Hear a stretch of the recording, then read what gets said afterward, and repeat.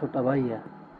ये मतलब 13 जनवरी को यहाँ से उसके लिए गया था, और जो एजेंट है वो मेरे गांव का ही था, उसने हमें ट्रांसपोर्ट के लिए बोला था। देखो इस बात का तो सभी ने बताया भाई, यहाँ पे रूस में लड़ाई चल रही है यूक्रेन के साथ, तो वैसे तो अपना बच्चा कोई नहीं भेजता, तो हमारे तो आर्मी से कोई लेना देना नहीं था, ट्रांसपोर्ट का काम था। इसके हमने 11.5 लाख रुपए भी दे रखे हैं। तो एजेंट ने ट्रांसपोर्ट के रास्ते में दे के मतलब इसको वहाँ का काम करवा दिया। जब ये वहाँ पे पहुँचा, इसके बावजूद हमारे 2-3 दिन बाद ही इसके बाद बात हुई इससे। तो जब तक इसके जैसे में दिन बीतते तो इससे कॉन्ट्रैक्ट साइन करवा रखा था, जो इसकी नॉलेज में नहीं था, रशियन लैंग्वेज में था। तो इसके साथ मतलब ज़ोर ज़बरदस्ती भी हुई है। इसके मतलब कंधे पे बंदूक रख के ये बोला गया इसको, या तो वॉर जोन में जाना पड़ेगा आपको फ्रंट लाइन पे, या फिर 10 साल की जेल काटो। इसका पासपोर्ट वगैरह जो फ़ोन है वो छीन लिए गए थे, वगैरह सब छीन लिया गया था। ये किसी अन्य नंबर से मतलब मेरे से कॉल करता था, और ये ट्रेनिंग भी वहाँ पे 15 दिन की ये हुई थी, मतलब खड्डे खोदने वगैरह ये ट्रेनिंग थी इसकी। 15 दिन में आपने पता कोई वो नहीं होती। तो इसको फ्रंट लाइन में 6 मार्च को पहली बार गया, ये 3 मार्च को गया पहली बार, जिसमें इसके साथ 2 टैंक थे और ये 24 बंदे थे।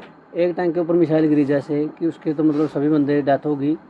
तो उसके बाद जो पीछे वाला टैंक था, इन वाला टैंक था, उसमें से बंदे उतर उतर के भाग गए। ऊपर से ड्रोनों ने हमला हुआ, जिसमें से 2 बंदे बचे थे। एक भाई साउथ अफ्रीका का था, जिसकी एक साइड की ज़्यादा टांग गई है, डैमेज हो गया वो, ये उसको उठा के लेके आया था। 6 मार्च ने इसने मेरे पास वीडियो डाली कि ऐसे ऐसे है वहाँ मेरे साथ। तो इसको 6 दिन मतलब आराम के लिए रखा गया पीछे हॉस्पिटल में। 12 मार्च को जो पीछे से नया ग्रुप आया, उसके साथ इसको फिर दोबारा से फ्रंट लाइन में भेज दिया गया। उसके बाद हमारे इसके साथ कोई कांटेक्ट नहीं, और 12 मार्च के बाद तो जैसे जैसे दिन बीतते गए, मतलब किसी के पास प्रूफ तो नहीं था, बोल तो रहे थे कि डेथ हो गई है, लेकिन किसी के पास प्रूफ नहीं था।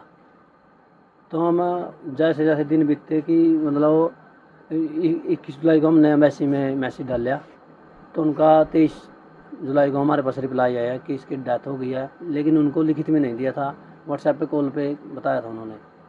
तो हमने फिर से दोबारा डाला कि मतलब इसका लिखित में दूँगा, तो उनका लिखित में दोबारा आया फिर कि इसका डीएनए टेस्ट करवाओ आपके फादर का।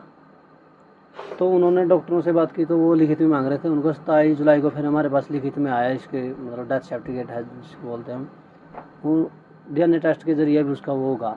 मेरा फादर अभी बाहर गया किसी काम से, वो आएगा, उसकी डीएनए टेस्ट करवाएंगे, तब कुछ रिपोर्ट भेजेंगे। और ये बोल रहे हैं कि डीएनए मिलता तो हम बॉडी को वापसी इंडिया भेज देंगे। हाँ जी, मतलब इसको 11.5 लाख रुपए लगे थे हमारे पास 1 एकड़ ज़मीन थी, वो हमने दे दी थी। तो हाँ, हमारे गांव के लड़के 6 लड़के गए थे, जिसमें ये मिसिंग चल रहा था। इस करके मतलब इतने महीने इसके निकल गए हैं मिसिंग में, मतलब आप नहीं पता है, कोई प्रूफ तो दे ही नहीं रहा था हमको, लेकिन मिसिंग चला रखा था ये। अभी जैसे ही हमें ईमेल में आया कि लिखित में दे दिया, तो ये प्रूफ तो हो गया हमारे पास। ये कारण रहा इसका सारा। शुरू में हम जयशंकर प्रसाद हमारे विदेश मंत्री, उनसे मिले थे। उनका भी मतलब कोई आश्वासन तो बढ़िया दिया, लेकिन कोई ठोस कदम नहीं उठाया गया इस मुद्दे पर को लेके। जैसे ही पिछले महीने, इसी महीने में मतलब हमारे मोदी जी 8 तारीख को गए थे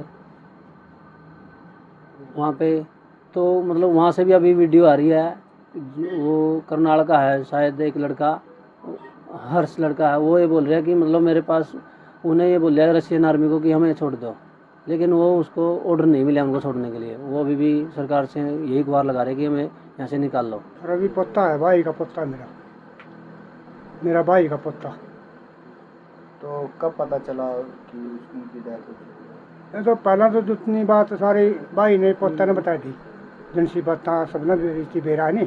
बाकी मन तो कल इन बातों का पहला भी न्यू बात कर लेंगे, भाई थोड़ा का पता नहीं लग रहा, भाई इसके फ़ोन नहीं मिल रहे, वह तो न्यू गुमराह सी हो रहेंगे। भाई थोड़ा उसका जेल में भी हो कड़ियाँ, भाई कड़ियाँ गुम हो रहा हो रहे, बताया नहीं रहे हो, इतने के बाद का तो हमें सुनेंगे। बाकी कल जो इसमें अखबार में भी आई है, कल तसल्ली हुई हमारा तो भाई थोड़ा रहा कुछ। हमें फिर अपने मंत्री तो गए, हाँ रणदीप ने पहले भी अपने समझे काम के गए थे 10-20 आदमी, उसी समझे अपना विदेश मंत्री पे भी चिट्ठी लिखी है, विदेश मंत्री से फ़ोन पे बात भी करी है। अच्छा, यदि बहुत कुछ कोशिश करी है।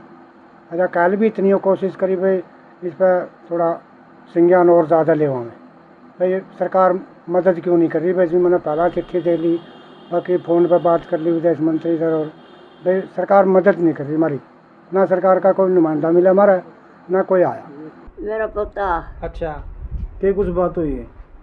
के कुछ बात के हुई है, टोटो में गा था किला बेच का वे टबर का अगर का सुधार हो जाएगा न्यू के बेरा था भी इब के कमा है? इब के करने कुछ भी नहीं करने। अच्छा, किसी से बात हुई थारी? मर तो बात मेरे पोता को लोई थी, फिर मन बेरा कोई नहीं। आपकी बात लास्ट बात क्या हुई थी?